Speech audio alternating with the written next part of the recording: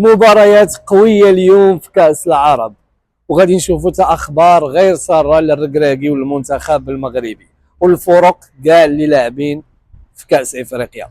قبل ما نبداو ما تنساوش البارطاج، الا عندكم شي حاجه خليوها لنا في لي كومونتير واجي نشوفوا شنو واقع. المنتخب الجزائري غادي يلعب مع السودان مع الوحده حامل اللقب. غادي نشوفوا واش غيكونوا مفاجآت ولا الجزائر هي اللي كيميل لها الكفه وغادي تدي هذه المباراه. كاين العراق والبحرين، الكفه كتميل للعراق ولكن نقدروا عاوتاني نشوفوا مفاجآت. كاين الاردن والامارات مع السته، مباراه قويه بزاف.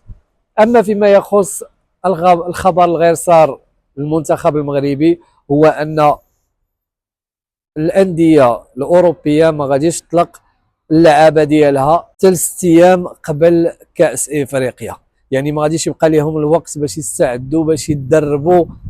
هادشي هذا ما كيطبقش على المنتخب المغربي ولكن كيطبق على المنتخبات كاملين الافريقيه اللي عندها لعابه كيلعبوا في اوروبا. شنو غادي يدير الركراكي مع هادشي هذا؟